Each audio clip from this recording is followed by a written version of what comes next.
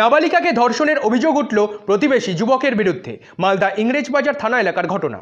থানায় অভিযোগ, ঘটনার 1 মাস পরেও কোনো ব্যবস্থা নেয়নি পুলিশ।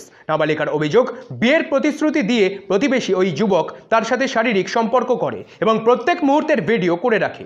এরপর ওই ভিডিও দেখিয়ে তাকে বারবার ব্ল্যাকমেল করা হয় এবং দিনের পর দিন ধর্ষণ করা হয়। আর এই নিয়ে প্রতিবাদ করতে গেলে তাকে মারধরও করা হয়। আর এরপর সমস্ত ঘটনা সে তার পরিবারকে জানায়।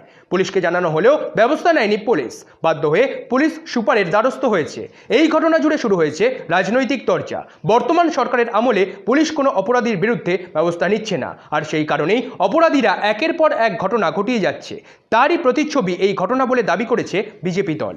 মালদা থেকে শানু ইসলামের রিপোর্ট, সংবাদ শিরোনাম। একটা ছেলে ধর্ষণ করেছে, ধর্ষণ করার পরে সেই ভিডিওটা করে আমাকে ব্ল্যাকমেল করে দিনের পর দিন আমার সঙ্গে ধর্ষণ করেছে।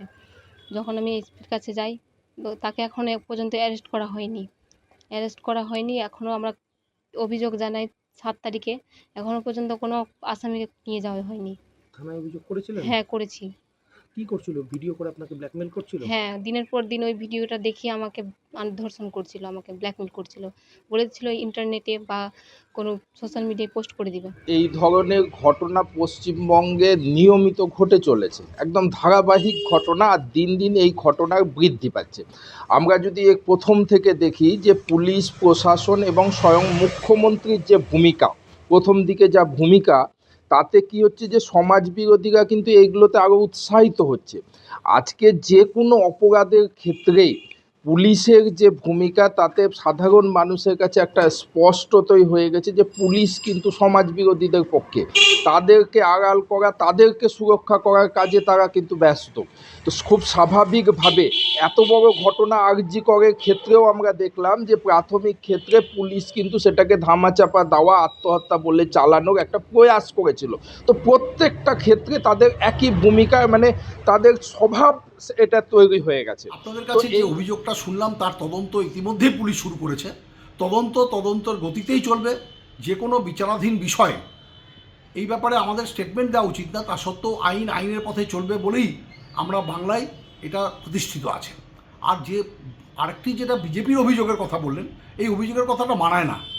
আরজিগড়ের কেস অলরেডি সিবিআই এটার এনকোয়ারি করছে। সারা বাংলার মানুষ এটা জানতে চাইছে সিবিআইয়ের কাছে আর কতদিন লাগবে এই অন্যায়ভাবে, এই বর্বরোচিতভাবে যে বাচ্চা মেয়েটা খুন হয়ে গেল, যেভাবে নৃশংসভাবে তাকে খুন করা হলো, তার বিচারের যারা আসামি তাদের কবে ফাঁসি হবে? How many Times required for CBI? এর আগে দেখেছি সিবিআই কোনো রকম এনকোয়ারি করে কোনো রকম সুরাহা দিতে পায়নি।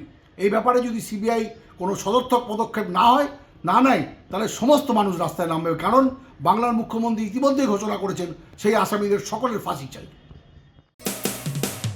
মানুষের পাশে, মানুষের সাথে আমরা আছি এই বাংলাতে। আপনারা দেখছেন সংবাদ শিরোনাম। দেখলেন তো অনেক কিছু, এবার দেখুন নতুন কিছু।